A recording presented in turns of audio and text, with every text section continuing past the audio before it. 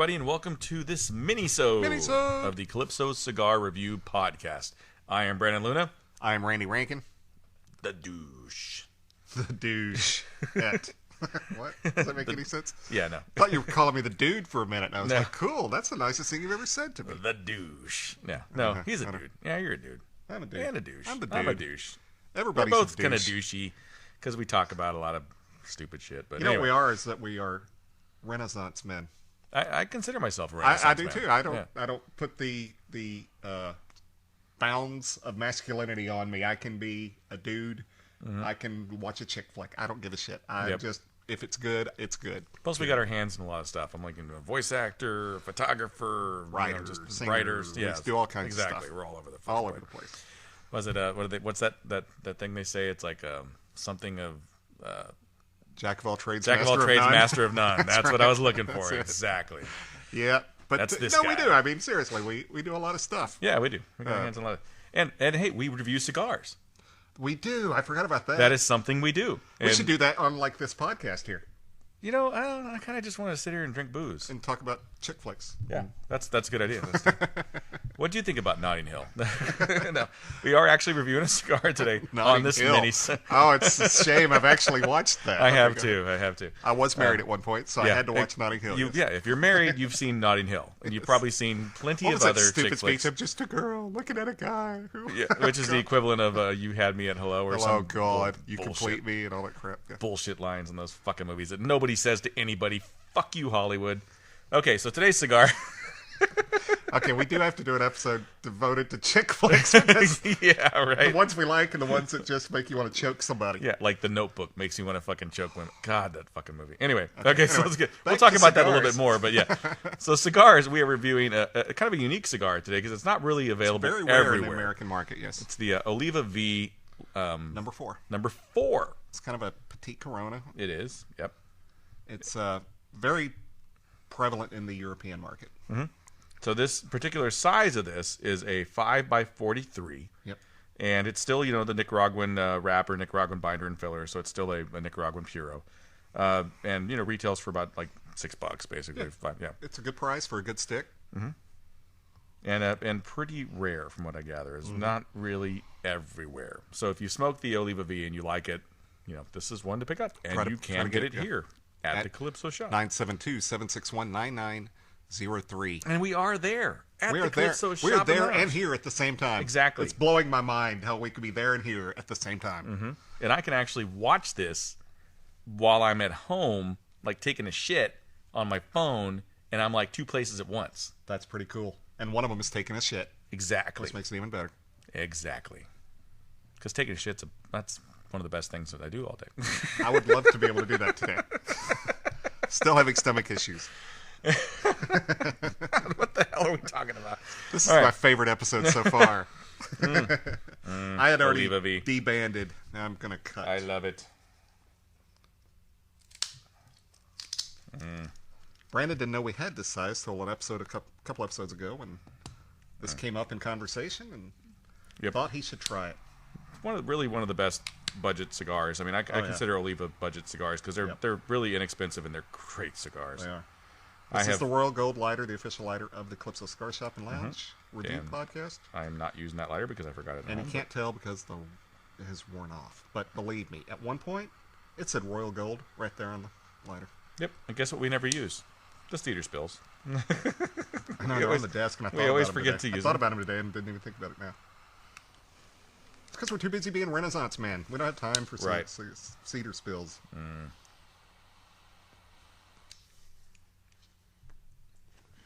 The one thing I love about the Oliva V is that I've they're had a V in a long consistent. time. I haven't had a V in a long time. The second they hit me, it was like, oh my God. It's like a welcome from an old friend. Thank you, sir. Yep. Tasty goodness. Yeah. Oliva really kind of was fledgling until they put out the V. They were kind of there in the midst of, mediocrity, and then the V came out and boom. Well, they got popular before that with the nub. The nub's kind of what really got them in the consciousness of people. But then people like us would smoke the nub and go, Yeah. But then the V came out, and it's like, oh, the V. Yep. Oliva's got something. Yep. They got a lot of something now, though. I I had a Master Blend 3 the other day. I've only had one other before. Good smoke. It's much better than I remembered it. I don't know why I didn't like it the first time, but I really did. It's one of those cigars that the further I progress in my cigar knowledge and the more my palate grows, the more I like that cigar. Yeah. I smoked it the first time when I was pretty young in cigars, like probably about a year in, or maybe not even a year in. Right. Wasn't a fan, and I smoked it recently, and I'm like, that's pretty good. Smoked it even more recently, and I'm like, hey, that's a damn good cigar. So it just, kind of shows you how cigars grow with you. Yes, exactly. Cigar is the same. You change. Your palate changes. Yeah, that's a good way of putting it. Same with wine. Same with whiskey, scotch. Bourbon, But scotch. cigars change too with age. But the ones I've been smoking have been ones out of humidors. I don't think they've had age on them per se. So, well, these have age on them because we only get these maybe once every other year. yeah, If Jack gets an allotment, he and Matt works out a trade, and we get them. cool. So we're one of the few stores that have this in America. In America.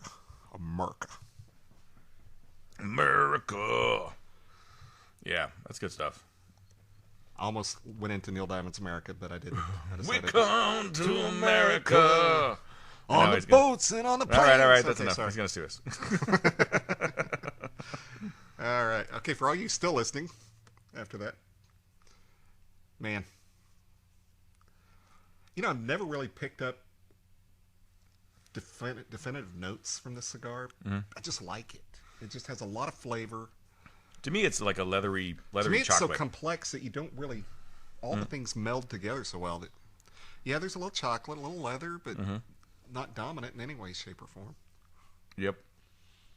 And I remember always, with the other Vs that I've smoked in the past, it always kind of starts out kind of chocolatey and leathery and kind of works into like a dark coffee. Floral. And It gets floral, too.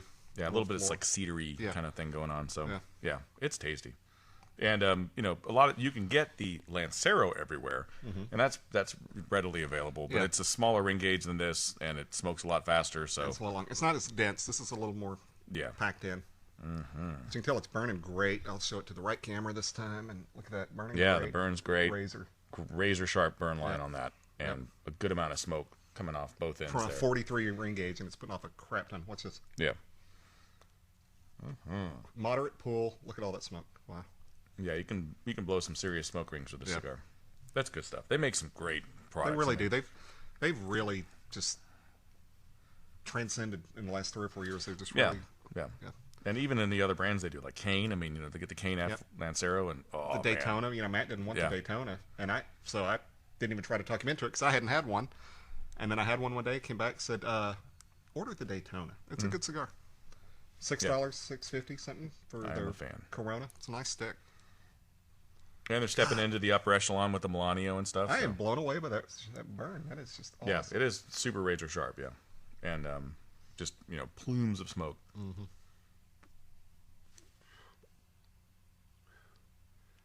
Wow. I'm gonna have to go back to the number 4.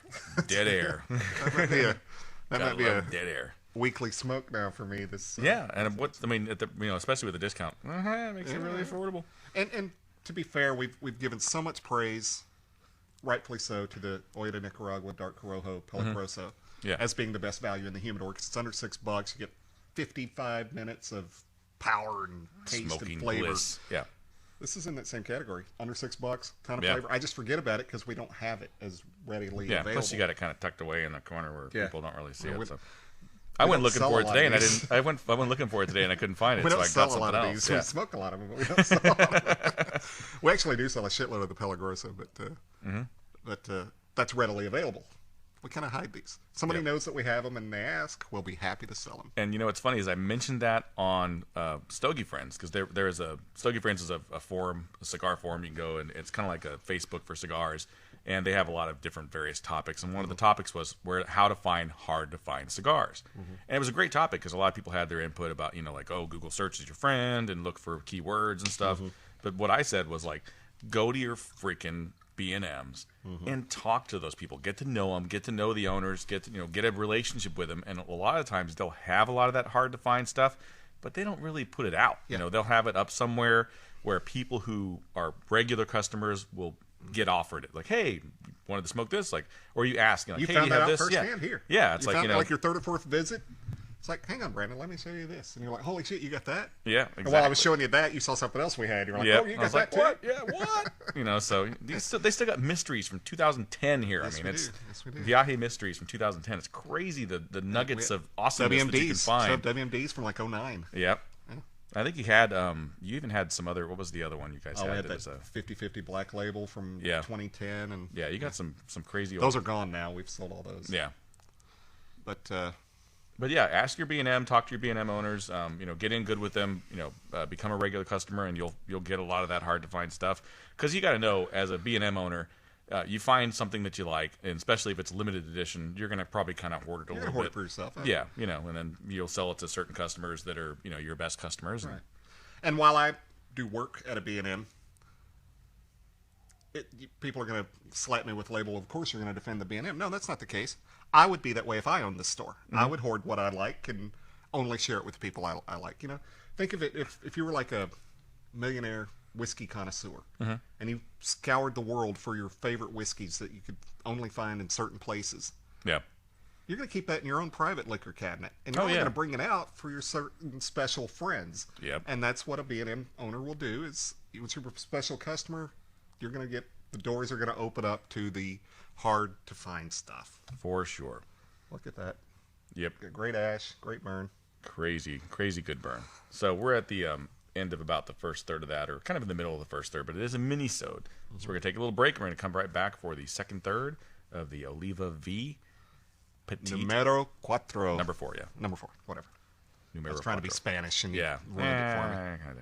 All right, we'll be back. It's because you hate Mexicans. Yeah, I do. They're assholes.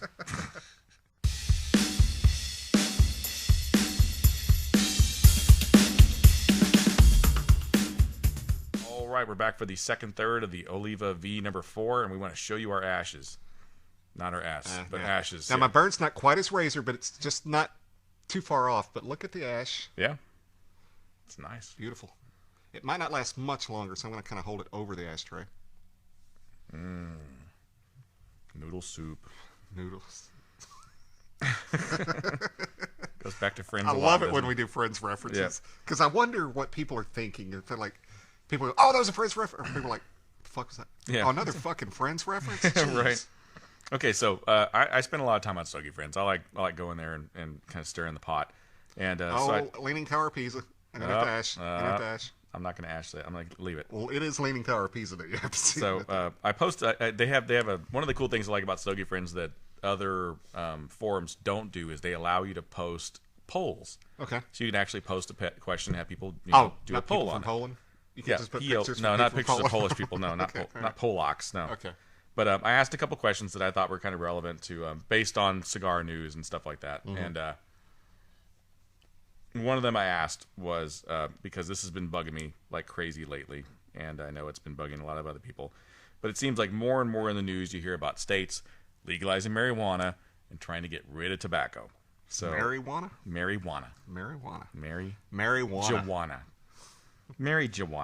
So my question that I posted on Stogie Friends was, how long before pot invades cigars?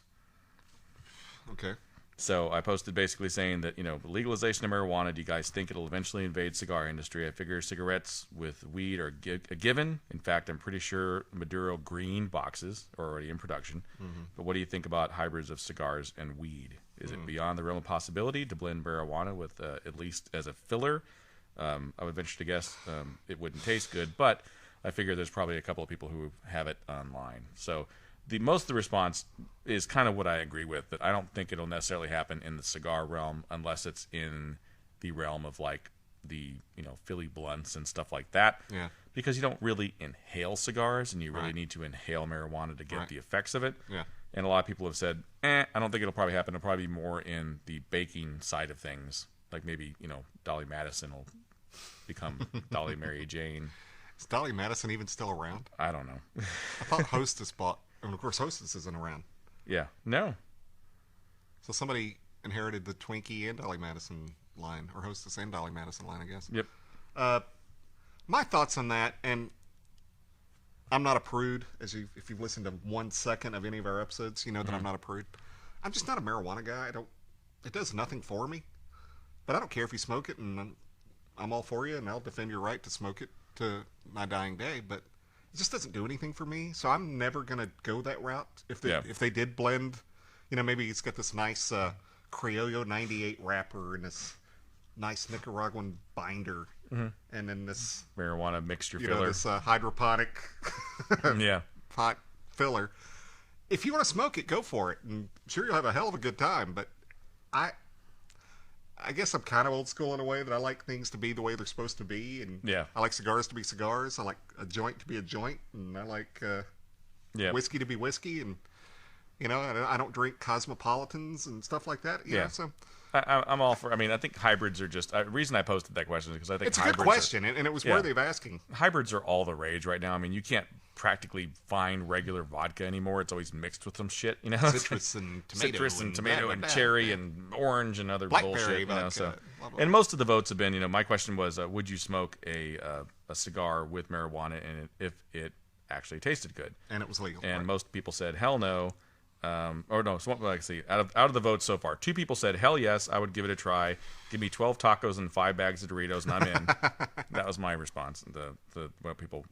Basically, I gave them like options, and then a bunch of people said 17 people said hell no, cigars need to stay pure, tobacco only. Yeah. And then 2 people said maybe only if the blend is right and it actually tastes good. So, I think most people want to stay with the traditional. And I can understand. We're only on this earth a short time, and you want to check all your horizons, and go from dash.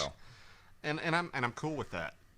I just saying, for me personally, I want to stick with the way things are supposed to be. Yeah, I kind of think there'd probably be a couple of people who would test it out, but I think for the most part, I won't say the company's name because I don't want to throw them under the bus. But we got a letter a couple of years ago from a big, well-known cigar line, and it was talking about with the advent or with the continuation of legalizing marijuana, and they said and they picked one of their famous lines of cigars, and they said, if it becomes legal, trust me, we will have this line pot version of our cigars. And it's cool. We laughed, and I thought that was funny. And but people will do that. All the companies will do that in a heartbeat. And who could blame them? I would think this particular brand that I'm thinking would probably have a Lancero pretty quickly and call it the Skinny Hippie. I will tell you off mic who it is, but I can't. I don't want to throw them under the bus. Yeah. The other question that I asked also was, with the rampant, all the states trying to ban tobacco, what would you do if cigars were no longer legal to smoke any place? Because I think what's happening is that they're making it legal to purchase it, but it's getting so hard to find places to smoke it. Them, yeah.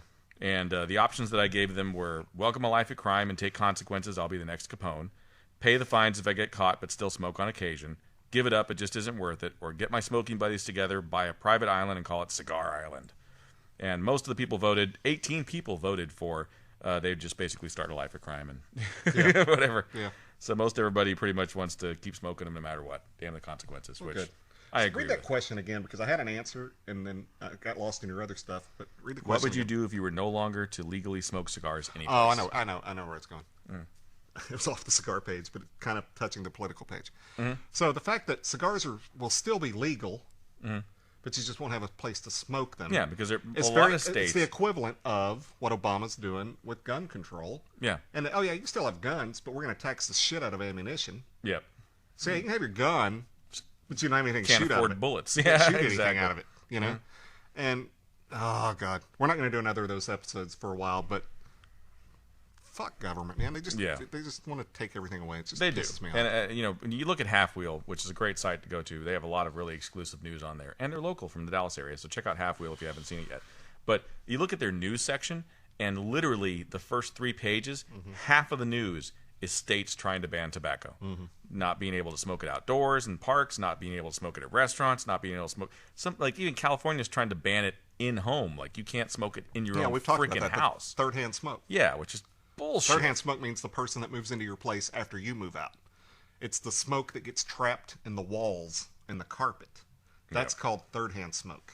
That's such. And they're banning third-hand smoke. It's ridiculous. It is ridiculous. But on the positive side of that, there are states that have tried that, that have gone, oh shit, realized how much money they've lost, and then have reversed. Like Maryland did that last year and stuff. So, yeah, good luck. if your state wants to lose money, go for it. Do what you got to do. So again, we said it before, and we don't try not to be political, but reach out to your state representatives. Make sure that they know your stance on tobacco. Make sure that it stays legal in your state.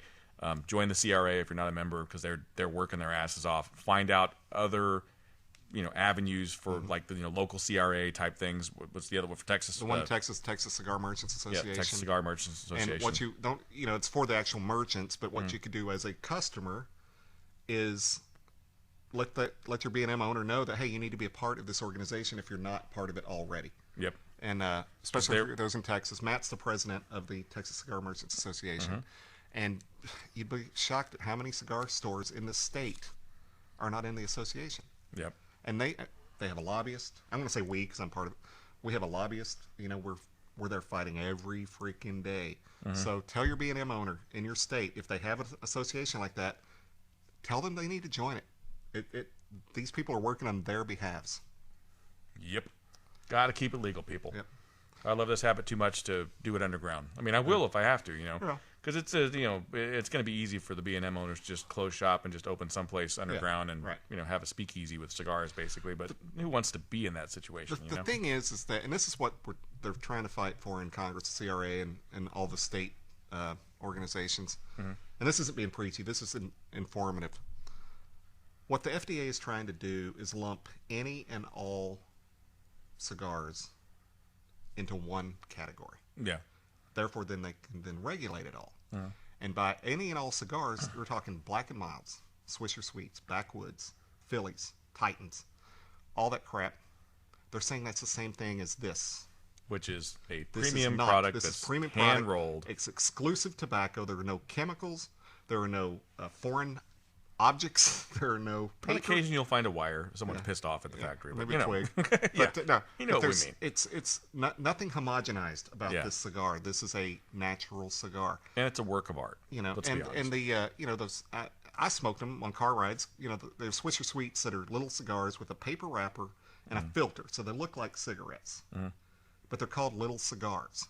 They want to say that's the same as this. No. Because those are the cigars that they really want to get rid of, because those are the ones they call gateway smokes that'll get kids, teenagers into smoking.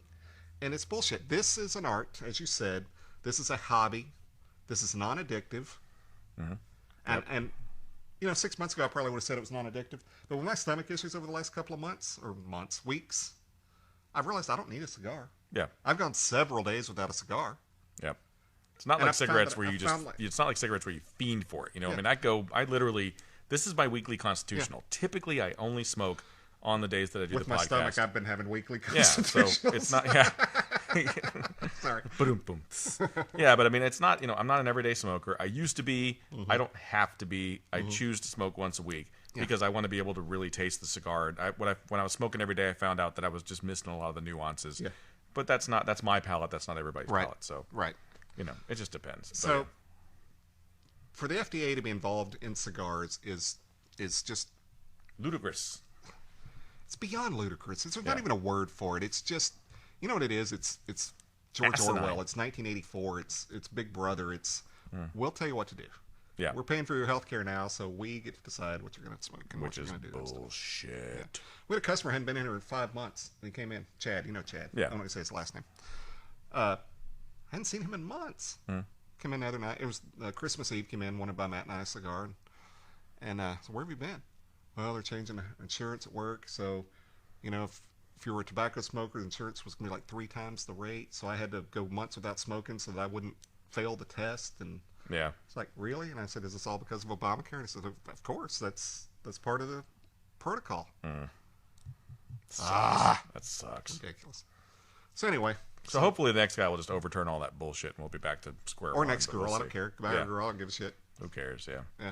Doesn't matter anyway. They don't really do anything. They get everybody else to do it for them. So, all right, we're going to take a break on the second third. We'll be back for the last third. We'll have a more fun third segment. Oliva V number 4.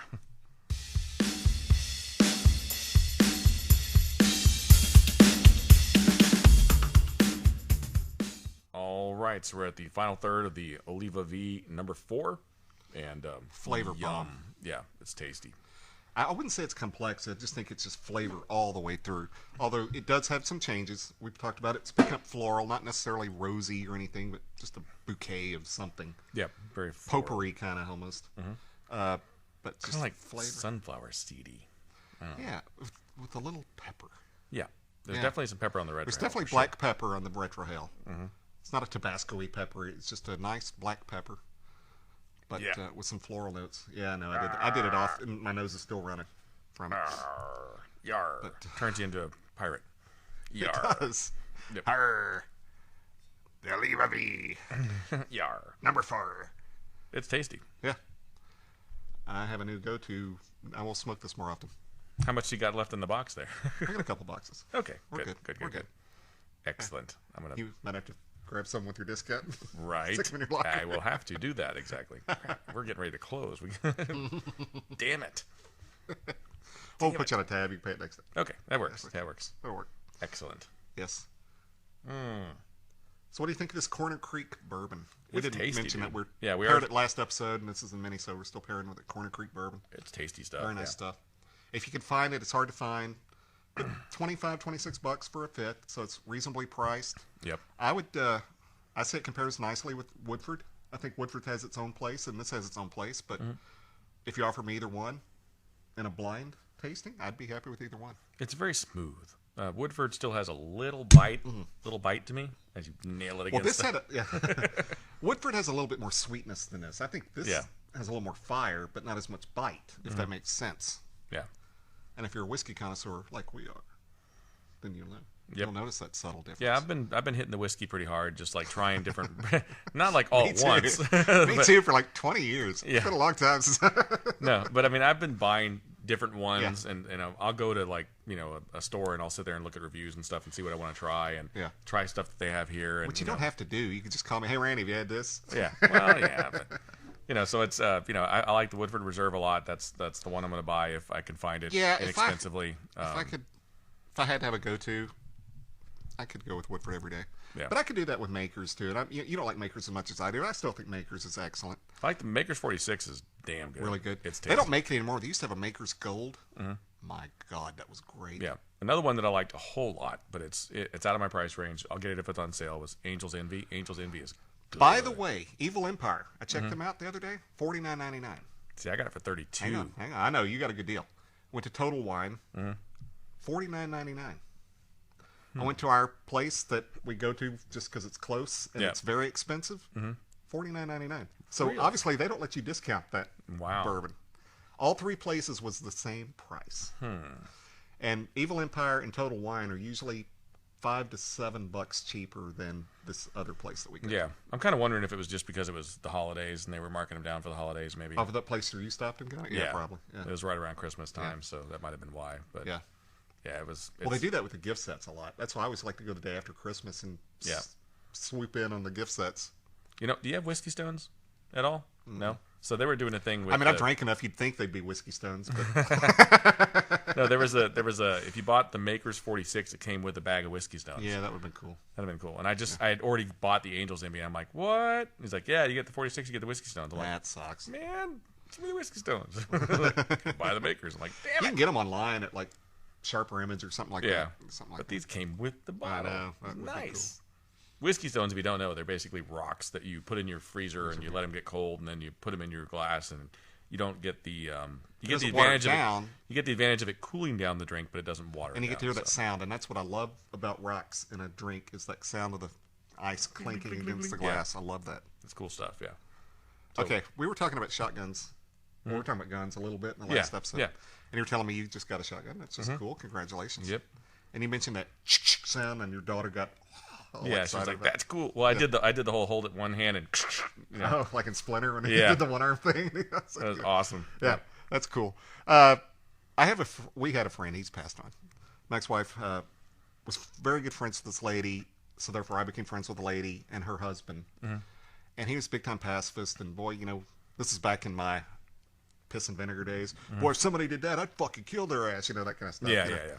As you mellow, you're like, I'm not going to kill anybody. Someone did that, I'd run the other way. I'd hit him in the face and run or something. Right. But he was like, no. He's so just pacifist guy. And it was because he was in Vietnam and he had to kill people, and it bothered him, and I can understand that. Yeah. So they had a trailer out on a lake, popular lake out here in the Dallas area, and we're going to spend the weekend with them and go fishing and blah, blah, blah. So we get in the trailer, set up our place where we're going to sleep for the night, and I see this 20 gauge pump Remington by the door. This is right when I was really getting into guns, so I knew exactly what it was. So I'm like, Bob, you have a shotgun? Yeah. It's a Remington 20 gauge pump. He's like, yeah. Thought you were a pacifist. He says, I live here on the lake. He said, from time to time people try to break in. I'm like, yeah? So you would shoot them if they broke in? He goes, no. I would just go, and if that doesn't scare the shit out of them, then I'm dead anyway. That's a good point. Somebody hears that noise and they don't take off running, then they're beyond help. I thought that was a funny story. But there is something about that noise, man. Yep. I drove my wife crazy when I first got my shotgun. Just stop it. I don't know if I told the story on the podcast before, but when I worked in retail back in the 80s and 90s, they had, you'd do a credit card thing and you had that machine that you would, the knuckle buster. Yeah, you'd put it on the thing and you'd make a carbon copy of it and it made that noise, that noise. And when they closed the shop, they were just throwing stuff away and I'm like, give me that. And I took it home and my wife's like, what do you have that for? I'm like, she's like, oh, like if anybody breaks in, just do that and they'll probably run away. I had it for the longest time. I finally threw it away. Oh, yeah. Something about that noise. It's awesome. Yep. So we're going to go skeet shooting with your 20 gauge. We have to.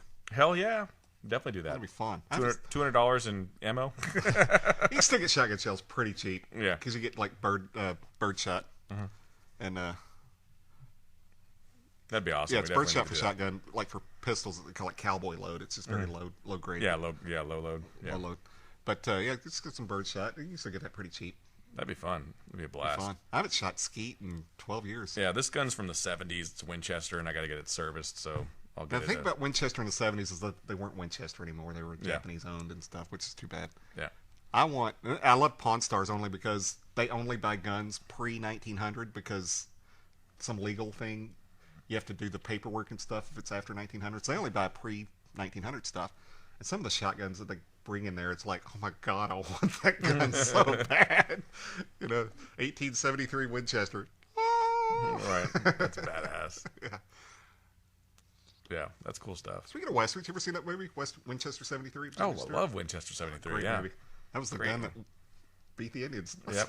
That was the one where he does the contest and he wins it and the guy steals it. Yeah, the guy steals it. He has to just track down his... Yeah. Great There's movie. two movies that were like that I was a big fan of when I was a kid. It was Winchester 73 and a movie called Appaloosa with Marlon Brando. Yep. And it was that he had this horse. It was a beautiful Appaloosa horse, and this Mexican bandolero, who was played by John Saxon, Very steals his guy. horse and beats him up and leaves him for dead, and he's trying to get his horse back. And I thought those were both basically the same plot, but they were both good great movies. Yeah, definitely. Yeah, and that Appaloosa came out after Winchester 73, so they obviously kind of stole the plot from it. But still, great movies. Some of the great westerns from them. Broken Arrow with Jimmy Stewart. Yeah, oh yeah. Naked Spur. God. Jimmy Stewart was in a lot of great westerns. Western saved his career because people don't know this, and we're going to give you a little movie history. Hitchcock hated Stewart's performance in Vertigo. Really? Hated it. Wow. And vowed he would never work with Jimmy Stewart again. One, he thought he was too old. The studio shoved Jimmy Stewart down his throat, and he thought this would be fine because they'd worked together so well. He hated his performance, thought it was terrible. Wow. Jimmy Stewart was going nowhere. His leading man status was done. Started doing westerns. And had another 10, 15 year stretch of greatness. So, shove it, Hitchcock. Interesting, yeah. He's great in Rope. I mean, in Rear Window, I'm surprised he... Yeah, and he wanted Cary Grant for Vertigo, and Cary Grant couldn't do it. Yeah. Just shows that even the geniuses sometimes fuck up. And they're wrong. Because people know that Jimmy Stewart's performance in Vertigo is incredible. It's a great performance. He hit so many notes in that movie. He really did, yeah. One of America's greats. See what you learn on our show. We teach you so much. There's things. Yep. None of it's important, but you at least learn it. But fuck, it's entertaining. So that's what we're here for. This is what we'd be doing anyway if we're just sitting in a shop smoking, talking bullshit. How many times have we talked Jimmy Stewart movies off mic? Yeah, a ton. Yeah, and Hitchcock movies and Cary Grant movies. Yeah. What's your favorite Hitchcock movie? God, depends on the day, but it's always a toss-up between Rear Window and North by Northwest. I just think they're both totally different movies, but they're both masterpieces. Yeah, I agree. For the non-popular Hitchcock movies, Rope. Yeah, Rope is great. Yeah. Rope's great. Rope to me was just, I was into the technical side of making movies at that time, and when I heard how they made it, I was like, oh, I got to see that movie, and it just blew me away. And it's based on the Leopold and Loeb story, which is just creepy as fuck. Yeah. And that story's been redone numerous times, and I've liked every version I've seen of it, but Rope is the quintessential version of that Leopold and Loeb story. Yeah. Just Jimmy Stewart's expression when he realizes what they've done is like, yeah. And he kind of started it. It's really cool. Yeah. What's your favorite Hitchcock movie? I'd probably go with what you said. Yeah, I'm a big fan of North by Northwest. I was obsessed with that movie for a long time. Big fan of Rear Window. Rear Window just was the end all be all for the longest time. And we've talked about it off mic. I think on mic too. But the closed confines of a movie, like Splinter, like Vacancy, like Rear Window has all that. Yeah, it's that one apartment room. And then just looking across into that apartment room, and it's all you've got in this whole freaking movie. It's so amazing. Just the way it was so well done. Just the way you seeing all the lives. And these people they really don't have dialogue. It's, in distraction. But you know what every person's doing and how what their life is about. Great, great. And so I think that's where I might have begun my love for that closed quarter movie. And I've always loved it. And anytime I see it in a movie, I notice that movie immediately jumps up my list of movies that I really latch on to. Did you like Identity? Yes. Yeah. Absolutely. That's a great flick, yeah. As a matter of fact, that movie idea I pitched just has a little bit of Identity into it. Yeah. Very cool. And it's a minisode, so we got to cut it short. Well, I'm almost to the nub. This me is too. Fantastic cigar. Yeah, great. Try to find cigar. it. If you can't, call us. We can hook you up. And I'm not just doing it to sell. It would help us. But you need to try this cigar. This is if you're a fan of the Oliva V at all, this is the Vitola. It's the one to try if you haven't tried it. Yeah, for sure. So as always, check us out on all the sources where we are located. You got iTunes, Podomatic, Spreaker, Stitcher, iHeartRadio, that place, yes. Facebook, YouTube, Twitter. And subscribe and like and comment, we'll give you shout outs. And we will do that. I'm so happy. We're getting 15 to 20 shout outs every episode. This is awesome. Thank you guys. You guys rock. Thank you very much. And to our overseas listeners who actually, the cigar is readily available. If you haven't tried it, pick it up. It's great. Because we're getting very big in England and Japan and Venezuela. Yeah. Good figure. Thank you guys. We appreciate it. And as always, it's been great smoking with you. See you later, Brandon. See you, Randy.